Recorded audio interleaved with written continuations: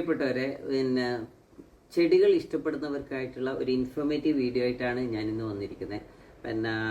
എന്നെ സംബന്ധിച്ചിടത്തോളം ഞാൻ കുറച്ചൊരു പ്ലാന്റ്സിന്റെ കളക്ഷനുള്ള ഒരാളാണ്. ഞങ്ങൾക്ക് അറിയാം ഓർക്കിഡ്സ്, അതുപോലെ തന്നെ റോസ്, കലാത്തിയ, 10 മണിപ്പൂക്കൾ, അങ്ങനെ കുറേ ലെൻഡാന, അരിപ്പൂവ്, അതൊക്കെ ആ വെറൈറ്റീസൊക്കെ ഉള്ള ഒരാളാണ്. പക്ഷേ എനിക്ക് ഏറ്റവും ഇഷ്ടപ്പെട്ടതും നമുക്കധികം മെയിൻ്റെനൻസ് ഇല്ലാത്ത ഒരു വെറൈറ്റിയെ കുറിച്ചിട്ടുള്ള ഒരു വീഡിയോ ആയിട്ടാണ് ഞാൻ നിങ്ങളുടെ മുമ്പിൽ എത്തുന്നത്. അതെൻ്റെ ലൈഫ് എക്സ്പീരിയൻസിൽ ഞാൻ പഠിച്ച പാഠത്തിൽ നിന്നുള്ള ചെറിയൊരു വീഡിയോ ആയിട്ടാണ് വന്നിരിക്കുന്നത്. അപ്പം എൻ്റെ 2 സൈഡിലുള്ളത് അഗ്ലോണിമ പ്ലാന്റ്സ് ആണ്.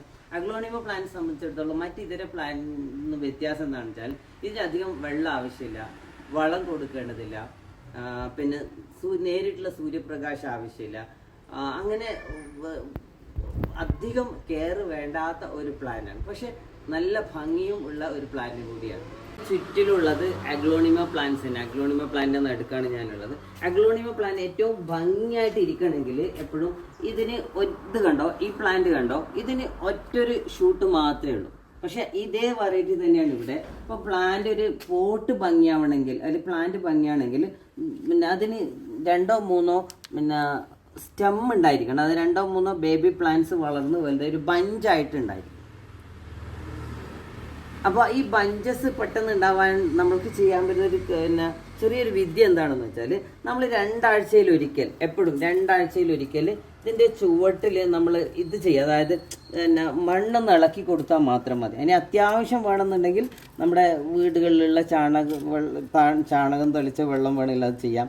അല്ലെങ്കിൽ നമ്മൾ വീടുകളിൽ ചായ വെക്കാത്തവരാരും ഉണ്ടാവില്ല, ചായപ്പൊടിയുടെ നമ്മുടെ പിണ്ടി എന്ന് പറയുന്ന സാധനമില്ല, അത് ഇടയ്ക്കിടെ 2 ആഴ്ചയിൽ കുറച്ചായിട്ട് ഒഴിച്ചു കൊടുത്തു കഴിഞ്ഞാൽ നന്നായിട്ട് വളരുന്ന പ്ലാന്റാണ്.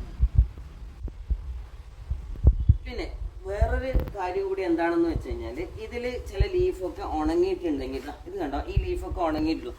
ഉണങ്ങിയ ലീഫ് ഉണ്ടെങ്കിൽ നമ്മൾ അത്രയും പെട്ടെന്ന് അത് കട്ട് ചെയ്ത് കളയാന്നുള്ളതാണ്. അത് കട്ട് ചെയ്തിട്ടില്ലെങ്കിൽ അതിനപ്പുറമുള്ള ലീഫ് അല്ലെങ്കിൽ തൊട്ട് മേലെയുള്ള ലീഫൊക്കെ ഇതുപോലെ കരിയാൻ തുടങ്ങും.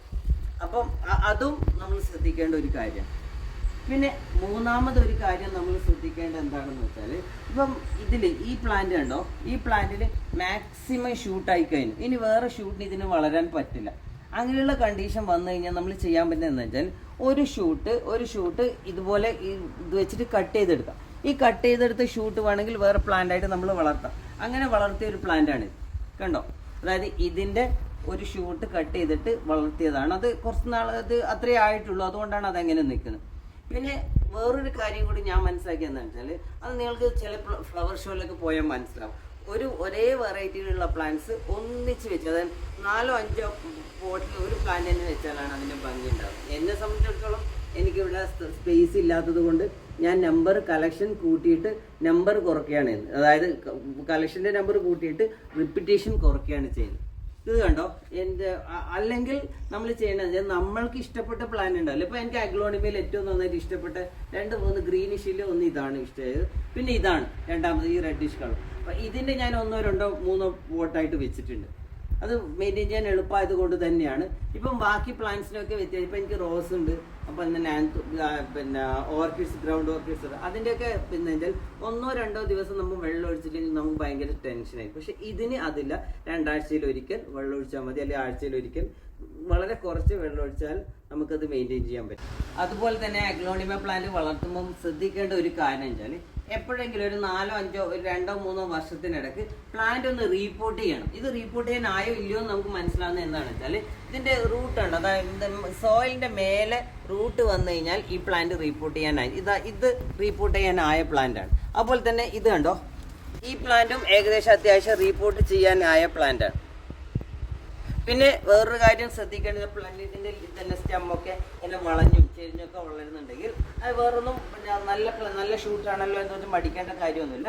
ഇത് കട്ട് ചെയ്ത് കളഞ്ഞതിന് ശേഷം ഇതേ ഷൂട്ട് തന്നെ ഇവിടെ സ്പേസ് ഉണ്ട്, ഈ പോട്ടിൽ സ്പേസ് ഉണ്ടെങ്കിൽ ഇവിടെ കുത്തി കൊടുത്താലും, ഇവിടെ നമ്മൾ ടൈറ്റായിട്ട് മണ്ണിന് താഴെ വെച്ചാൽ കുറച്ച് ദിവസം കഴിഞ്ഞ് കഴിഞ്ഞാൽ അതിൻ്റെ റൂട്ട് വന്ന് നല്ലൊരു ഷൂട്ടായിട്ട് മാറും എന്നുള്ളതാണ്. ഇത്രയൊക്കെയാണ് അഗ്ലോണിമയെ കുറിച്ചിട്ട് പറയാനുള്ളത്. ആർക്കെങ്കിലും വീഡിയോ ഇഷ്ടമായിട്ടുണ്ടെങ്കിൽ കമൻറ്റ് ചെയ്യുക, സബ്സ്ക്രൈബ് ചെയ്യുക, താങ്ക് യു.